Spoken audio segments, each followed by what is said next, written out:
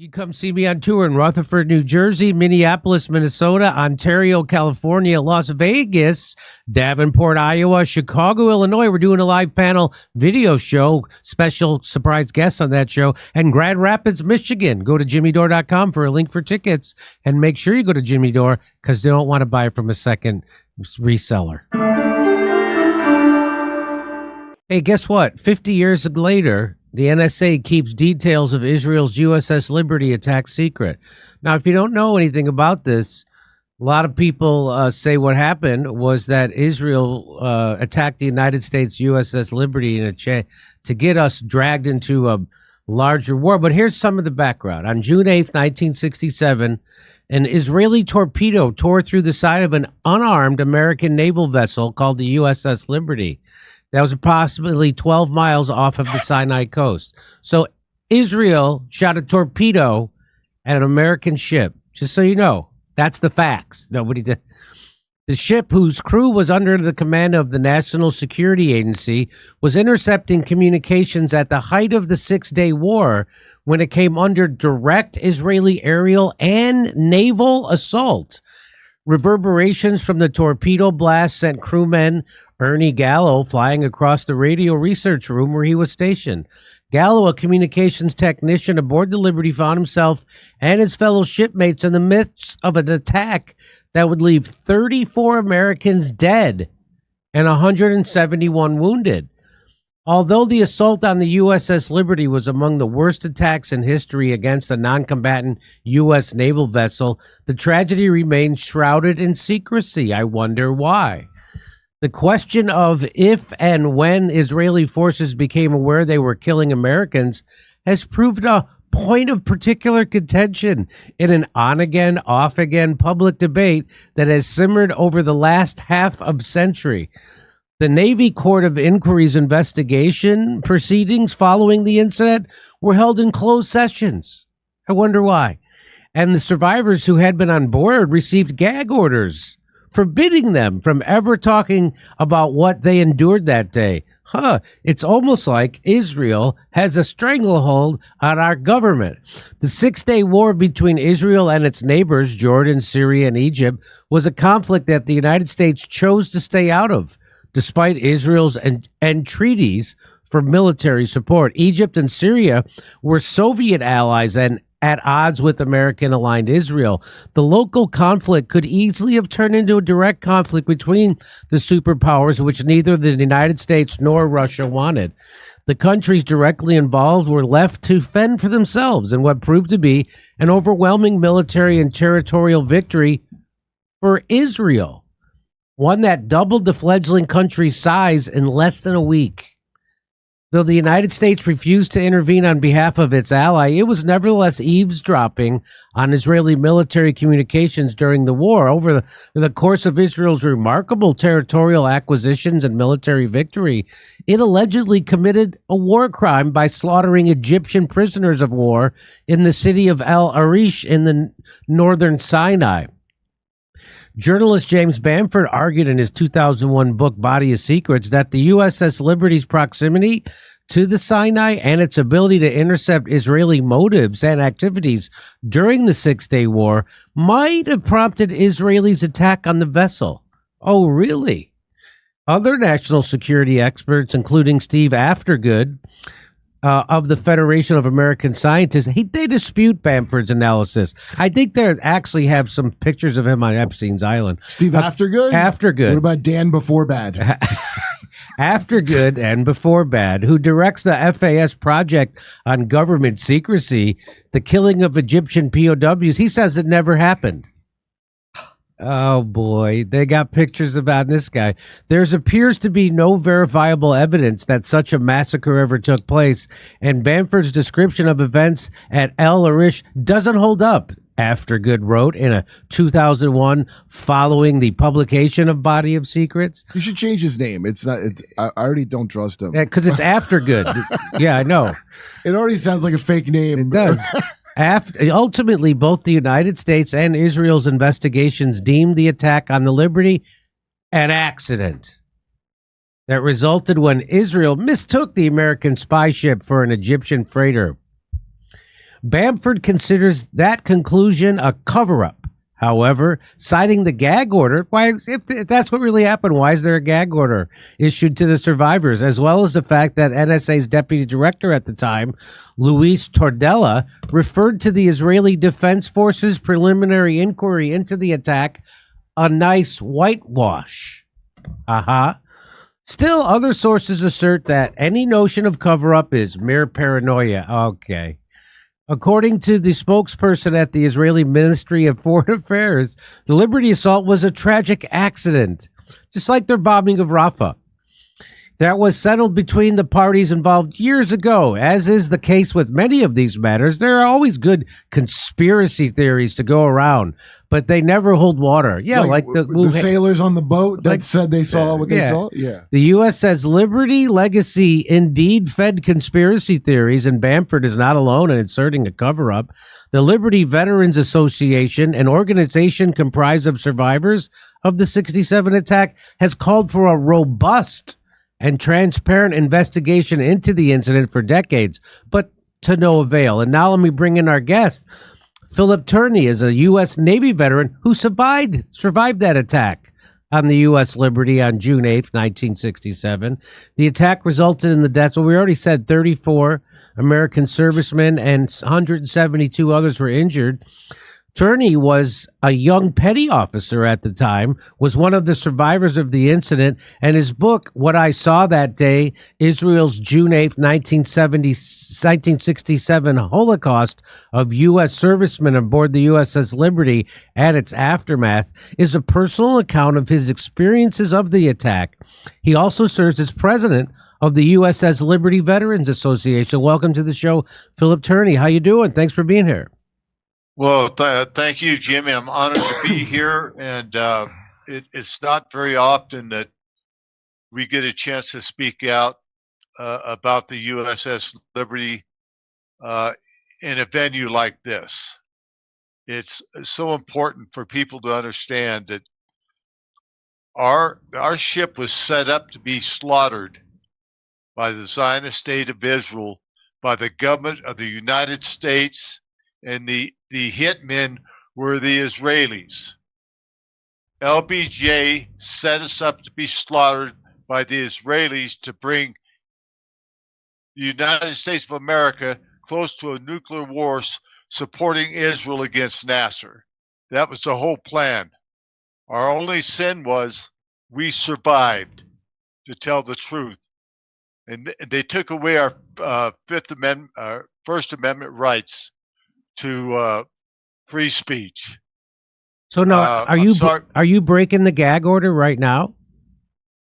I've been breaking it a long time, but they haven't done anything to me yet. Hey, listen, they're just waiting for us to die out, Jimmy. That's all. They can't wait till we die out, but we're not going to quit fighting. We can't. Our country depends on us. What they did to us could destroy our republic. A crooked government, then and now.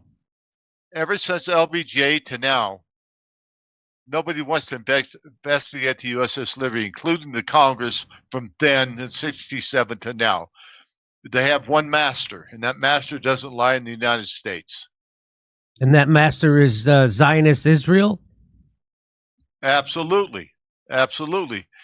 They got by with murdering Americans on the high seas and got paid more money than they ever got in their life for murdering Americans, doing their duty on the most sophisticated spy ship in the world, and they set us up all to be murdered for all political gain and land. So now, how did you come to this conclusion? I came to this conclusion by different sources and what we've dug through over the years. Sacrificing Liberty says it very well. Sacrificingliberty.com, that says it very well. It's a 4-part series about the crewmen and the notables on there and how close we were to World War III. So now, has your story been told on YouTube before? Is there a video up on YouTube? And if there is, has it been taken down? We've had several up on YouTube. I have one myself up there.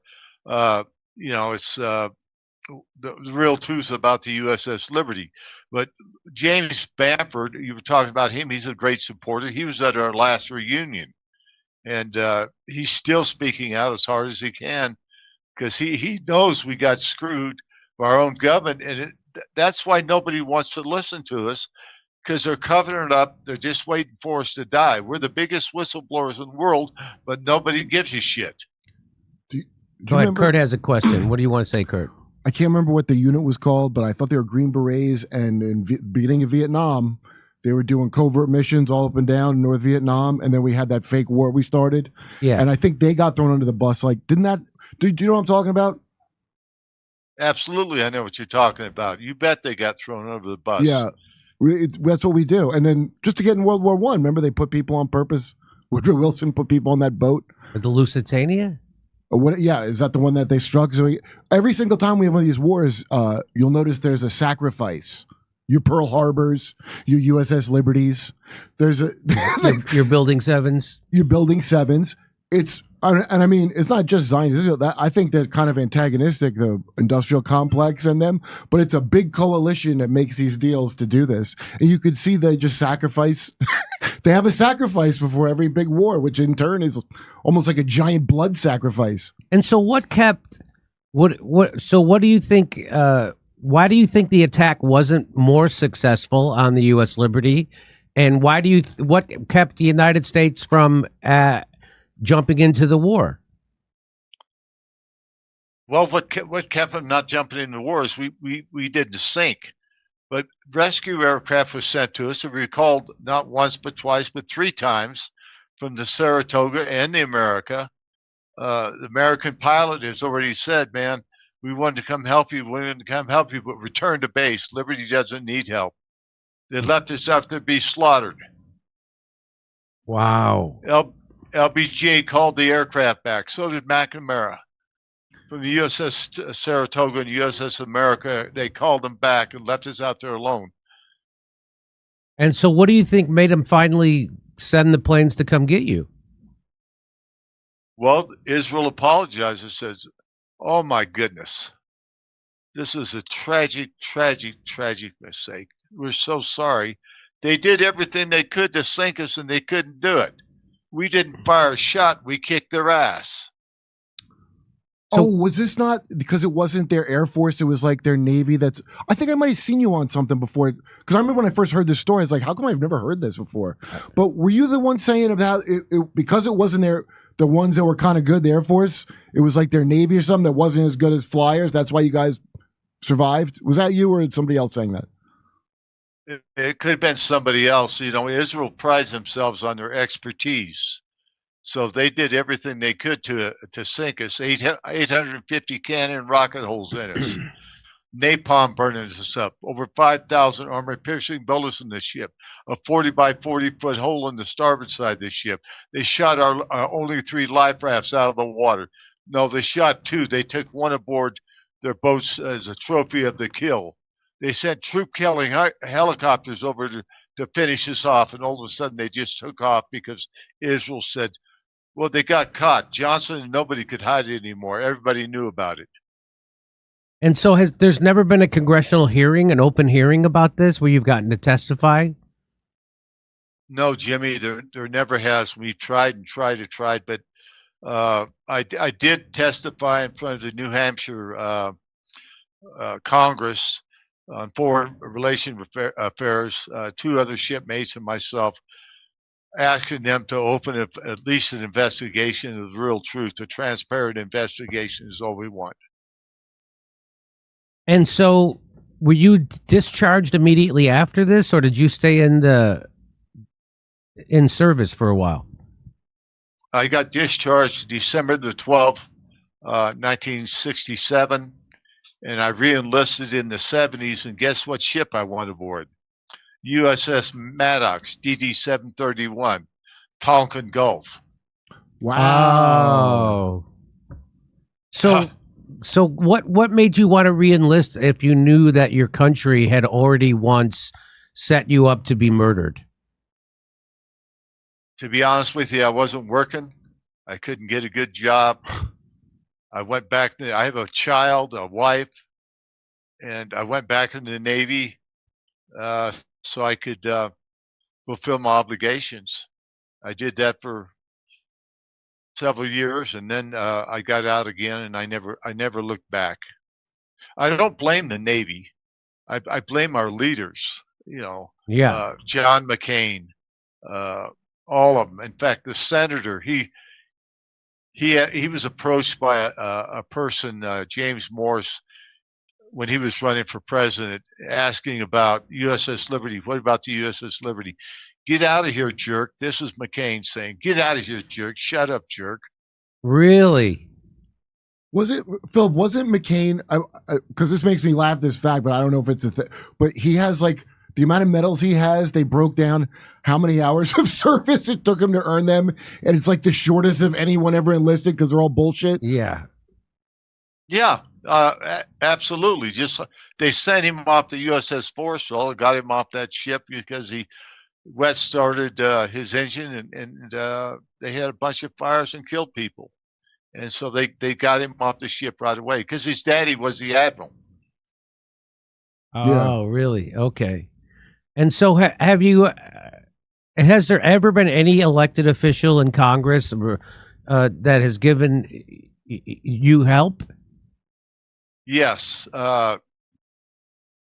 Jim Trafficant. Oh, of course, Jim Trafficant. Sure. Of course, Jim. And you got Pete McCluskey from California. Uh-huh. He just passed at 96. And Paul Finley of Illinois, and several more. Adlai Stevenson, he supported us. No kidding. Yes, he did. Wow.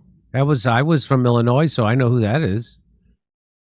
Yeah, he ran for governor, and he said the race was stolen from him. Uh-huh. So, when you re-enlisted, I'm sure you told your story to the people in the Navy that you were serving with, and how did they react to it? On the Maddox, the only reason I revealed it because they started talking to me about things. They'd heard, and I heard about the Tonkin Gulf and all that stuff, and they just told me, he says, hey, this. Because there were guys on there. It was a reserve can then. We'd go up and down the coast taking reservists out. But they told me a lot of stuff, and they said that, hey, the Tonkin Gulf thing really didn't happen like they said. And I told them, well, just like the USS Liberty, it didn't happen like they said. And how they sent me on to that ship, I'll never know, because I didn't pick it. They just sent me there. And so that's very strange. Yes, it is. So your experience, how does it inform your opinion on what's been going on since October 7th and Joe Biden's unwavering support for the Zionist Israel projects? My view of that is so many people have lost their lives of innocence. Yesterday or day before yesterday, 45 others were killed by a mistake. Now they claim it was not a mistake. It was munitions in their camp that killed them. So, I mean, that's my opinion of it. And I don't like supporting genocide. And I think that's what's going on. And I think the whole world knows it. It shouldn't be allowed to happen. I mean, it's heartbreaking. You think about it, and I have many, many times. It really hurts me. What do you think about the serviceman who set himself on fire in front of the Israel embassy in Washington, D.C.? Well, I'm blanking on his name. Aaron Bushnell. Bushnell, yes. Do you have an opinion on that? That was a opinion of defiance on what's going on, and he gave up his life for it. And right decision, wrong decision is too late now, but that's exactly what he did. Are you surprised there aren't more protests from people, military people, against stuff like this? What's happening right now? Yes, I think there probably should be, but our military today is DEI, diversity, and Uh-huh. I just don't think we have a strong military anymore. I don't think we have a strong backbone for the military. Well, not the shell company of America, but the larger transnational company. They've got a very strong, probably stuff you can't imagine. Yeah. Real powerful stuff. Oh yeah, yeah. Well, like Eisenhower said, the military-industrial complex, and watch out for it. And look where we're at. Yeah, it's a breakaway civilization at this point. I mean, we're our country's definitely in decline. And instead of sending hundreds of $billions to fix our airports and our infrastructure and our schools and the homelessness, we send it right to the pockets of the military industrial complex and the weapons manufacturers. And we call it fighting Russia, which, by the way, Russia and China aren't our enemies. They're our economic opponents. But none of those countries are looking to invade us or bomb us. We're the ones looking to pick proxy wars with them because it puts money in the pockets of the military-industrial complex. And it's got a lot to do with Israel and the $500 billion in oil and gas underneath Gaza and off the West Bank that they want to become energy exporters. That's why a big reason why we blew up the Nord Stream pipeline. I mean, our whole country seems unbelievably corrupt. I mean, I'm talking about the government of our country. They don't represent, doesn't seem to me they represent voters whatsoever. And what's your opinion on all that? Would you agree with what I said? Oh, absolutely. Absolutely. I agree 100%. Our country, I never thought I'd see it this way. It really didn't. We're fighting a war in Europe. We're fighting a war in the Middle East. We're fighting a war on our southern border. Who else knows what's going to happen in the next few days or months? Who knows? But our country is in a deep decline because of poor leadership and backbone, and kowtowing to every other country rather than taking care of Americans. All these illegals getting rights that regular Americans aren't allowed to have, want to kill us. That's my view on it. It's our own government is doing it to us. There's no doubt about it. It's like the streaming wars, where they're like, everyone wants a streaming channel. We have which war is going to kick it off? Everybody's in competition to get the contract to start World War III. So may the best war win, I guess. Well, if what would you like to see happen with in regards to the USS Liberty? Jimmy, what I'd like to see is a full, transparent investigation by the U.S. Congress, which is like me flying to the moon in 3 seconds and coming back. Yeah. So it's going to take people like you, the alternative message. The internet is the best thing they ever did for the USS Liberty and free voices. We love our country deeply, and we don't want this to happen again because it just wasn't us. It was our country that they're selling out. They're selling our souls. They set us up to be murdered. And they're just pissed off that we lived. They can't wait till we die out. But the truth must prevail. Is there a website that you want that people should go to take a look at? Go to ussliberty.org. Okay. That's our official site. Okay. Well, Philip Turney, I really appreciate you spending time with us. Thanks for your insight. He is the president of the USS Liberty Veterans Association. And when I found out about this, it, of course, it's outrageous, it's enraging, but it helps you understand how all this works. It's not a singular story; it happens over and over, and I try to tell people your government is 100% corrupt. It's not just regular corrupt like people think. And if you stand up and say that, they'll come for you. Well, listen, thank you so much. Is there anything you'd like to say before we say goodbye? Yes, I just wanted to thank you and your audience and everybody on board here for giving me the opportunity to tell the truth. And never forget the USS Liberty. We're standing up for you. We're standing up for America. God bless America. Thank you, Jimmy. Okay, thank you, Philip, and we'll talk to you again soon, hopefully sometime. Hey, everything's really expensive, and by the time you pay all your monthly bills, there's nothing left, so you end up swiping your credit card and trapping you in high-interest credit card debt. Well, guess what? If you're a homeowner, there's help. You heard that right.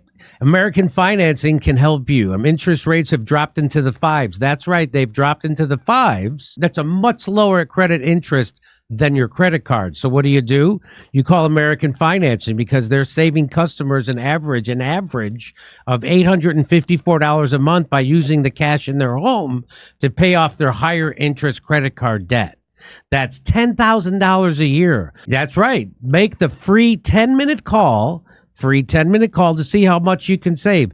They never charge any upfront fees, and if you start today, you may be able to delay 2 mortgage payments.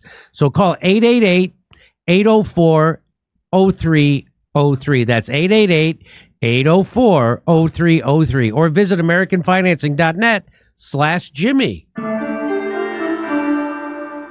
You can come see me on tour in Rutherford, New Jersey, Minneapolis, Minnesota, Ontario, California, Las Vegas, Davenport, Iowa, Chicago, Illinois. We're doing a live panel video show, special surprise guests on that show, and Grand Rapids, Michigan. Go to jimmydore.com for a link for tickets, and make sure you go to Jimmy Dore because they don't want to buy it from a second reseller.